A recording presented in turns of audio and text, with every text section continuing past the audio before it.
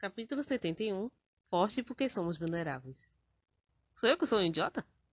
Somente quando Enzi, Najak e Mika ficaram em fila praticamente olhando para Luca enquanto ele ouvia a música vagarosamente, é que ele pareceu perceber e apontar para si mesmo. O que você está fazendo aqui? Enzi disse irritado. Não havia nenhum indício de boas-vindas na sua voz. Luca realmente não tinha feito nada com ele, mas também não estava feliz em vê-lo. Ele era um lobisomem, mas Enzi achou o amigável Luca extremamente desconfortável. Eu estava passando e parecia divertido. Quê? De passagem? Você veio até aqui nesse abrigo remoto para cães? Isso mesmo, eu estava andando e simplesmente aconteceu. A explicação dele foi ridícula, mas Luca nem pantaneou. O olhar presunçoso em seu rosto zombava da inocência e ele não se importava se fosse mal interpretado de alguma forma. Vendo seu rosto presunçoso, Enzi sentiu vontade de gritar a plenos pulmões. Fica a 40 minutos de carro da cidade! Você realmente acha que faz sentido você ter caminhado até aqui? O que é com toda essa pergunta? Achei que nos conhecemos melhor do que isso. Luca franziu os olhos e piscou inocentemente. Uma conversa séria era simplesmente impossível. Como sempre, Luca era imprevisível. Suas decisões pareciam desprovidas de qualquer regra ou padrões discerníveis, como variáveis situações inconstantes em mudança. Najak achou que isso tornava Luca bastante meticuloso. Após as brigas, Mika ficou inquieta e verificou as horas. À medida que a temperatura caía, os dias ficaram cada vez mais curtos. Isso significava que escureceria em breve. Se quisesse terminar as coisas antes disso, teria que se mexer. Agora que você está aqui, você poderia pelo menos ajudar. Não vai ficar bem se você ficar sentado enquanto o resto de nós trabalha. Disse Mika grunhindo enquanto afastava uma pilha de palha. Ah, é mesmo, você não é como o resto de nós. Ela murmurou, corrigindo como se percebesse seu erro. Com isso, Enzi e Najak olharam para Mika, que começou a trabalhar com indiferença, como se ela tivesse acabado de revelar um segredo milenar ou algo dolorosamente tabu. Com os lábios franzidos e uma careta involuntária, Enzi agarrou os ombros de Mika e girou. Como você sabe?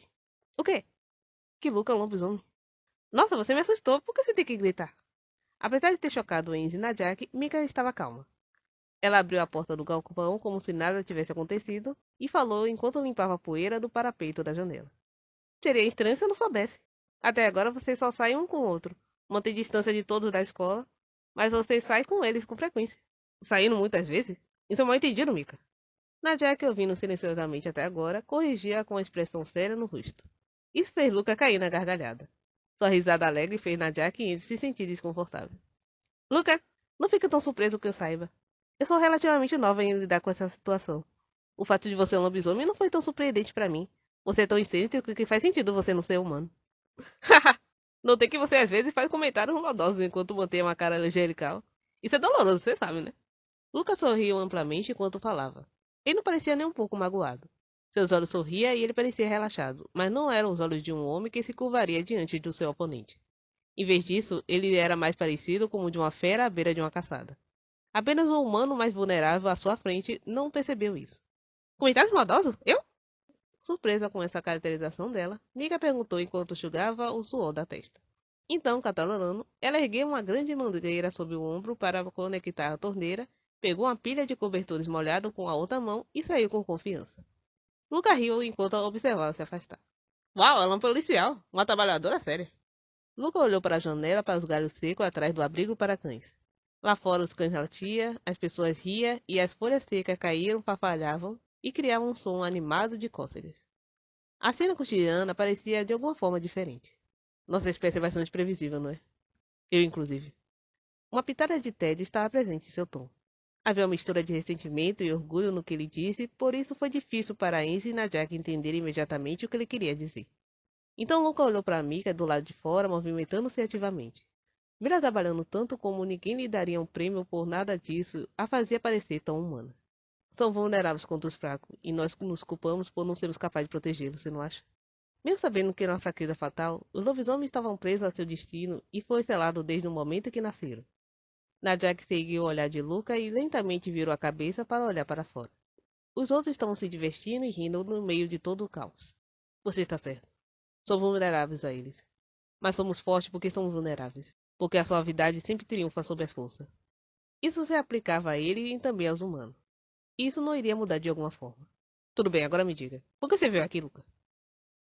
Além de Ruslan, que precisava descansar, Giri, Teio, Mahan e Camille se reuniram na fábrica abandonada. Mahan queria aprender com Teio e Camille e juntou-se a eles. Giri achou que precisava treiná-lo usando um método mais eficaz. A menos que o vampiro aparecesse bem debaixo dos seus narizes, Giri não poderia tratá-lo como criança para sempre. Ao contrário da aparência sombria de Marran como humano, como lobo, seu queixo era firme e forte e seus olhos brilhavam negro. Giri estava trabalhando com Teio e Camille e Marran individualmente, lentamente no ritmo deles. No momento que Giri pisou com a perna traseira no vergalhão saliente, Marran aproveitou a oportunidade e soltou e aumentou a velocidade assim que pousou. Marran era natural se aproximar do seu oponente sem deixar lacuna. Giri evitou por pouco o ataque violento de Marran. Quando Giri se esquivou, o corpo de Marran bateu com força na parede no canto mais distante do prédio. Quando Marran sacudiu a poeira cinzenta que o cobria, Giri não mostrou piedade e foi direto em direção à sua cauda, enfiando a cabeça e levantando. Quando ele percebeu, Marran foi empurrado para fora da porta e caiu. Após o treinamento curto mais intenso, os irmãos ficaram na frente de Giri. Não havia nenhum indício de ferimento no rosto macio de Giri enquanto ele se levantava com os olhos penetrantes. Marran, você é extremamente rápido. Isso deve tornar mais fácil lidar com os vampiros que usam a velocidade como arma. Mas no fim você é fraco. Marran se encolheu. Como Giri havia apontado, ele era rápido, mas controlar a velocidade sempre foi um problema. Além disso, durante sua prisão, ele não teve a chance de testar suas habilidades atuais. É inevitável, portanto, que Giri percebesse imediatamente o que estava faltando. Camille, uma explosão de energia é boa, mas torna mais difícil de controlar. Você não pode perder a calma.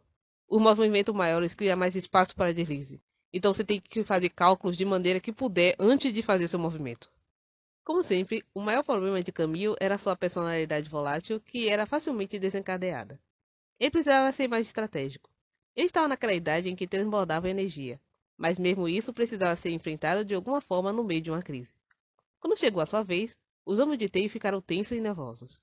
Giri colocou levemente a mão em seu ombro para não ficar tão nervoso e deu uma avaliação claramente em um tom amigável mas firme. Você também tem. Você é excelente em todos os aspectos, mas precisa melhorar seu condicionamento físico básico. Na batalha, você tem que assumir o papel de intermediário. Por mais que seja importante fornecer suporte na frente e atrás, também precisa ficar atento ao que nos rodeia. Eu vou elaborar um programa para você melhorar seu condicionamento físico básico. Teo assentiu. Ele não queria ser um fardo para seus irmãos novamente. Ele queria se tornar um guerreiro e ficar mais forte e apoiar sua espécie de alguma forma. Giri sabia o que o menino deveria estar sentindo e aplaudiu com os olhos. Giri, vamos realmente enfrentá-los agora? Teo perguntou a Giri, meio com medo e meio empolgado. Bem, eu não tenho certeza de quando isso vai acontecer, mas acho que em algum momento será inevitável. Giri falou num tom amargo, mas firme. Ironicamente, o mesmo aconteceu no mundo dos humanos que travava a guerra pela paz. Você tá com medo, Marran? Giri perguntou ao garoto, que ficou em silêncio sem expressão. Marran olhou para Giri. Seus olhos semicerrados e escuros como o de Giri tremeluzia, oscilando como as ondas de água. Não. Sua resposta veio lentamente, mas ele quis dizer isso. Enquanto estava preso na prisão, era uma luta constante manter Ruslan vivo. Mas não mais. Então você ainda quer viver para Ruslan agora? Eu entendo. Marran não respondeu, mas Giri assentiu lentamente como se soubesse. Tudo bem se ele não encontrasse significado imediatamente. Giri não pressionou o jovem que ainda não havia se encontrado completamente. Esperar era algo que ele sempre foi bom. O céu escureceu e as coisas ao redor dele se acalmaram. Caminho encostou na parede do canto da pousada, perdido em pensamento. Sua cabeça girou com pensamentos ocupados o dia todo. E é por isso que ele não viu a pata dianteira de Giri vindo em sua direção durante o treinamento. O golpe o fez cair de volta à terra. No entanto, Camille não tinha ideia por onde começar. Seu irmão, que ele pensava estar morto, estava vivo? E ele ainda estava traindo o lobisomem e ajudando os vampiros? Ele tinha que matar seu irmão com as próprias mãos? Qualquer que fosse o pensamento que lhe ocorreu primeiro, Camille sabia que não poderia dizer em voz alta. Giri saiu da pousada para procurar Camille, que ainda não havia chegado. Camille, parado por perto, estava tão imerso em pensamento que nem o notou. Aconteceu alguma coisa? Você teve dificuldade de concentrar durante o treino de hoje. Boba estava vivo. Camille? Boba estava vivo. Camille?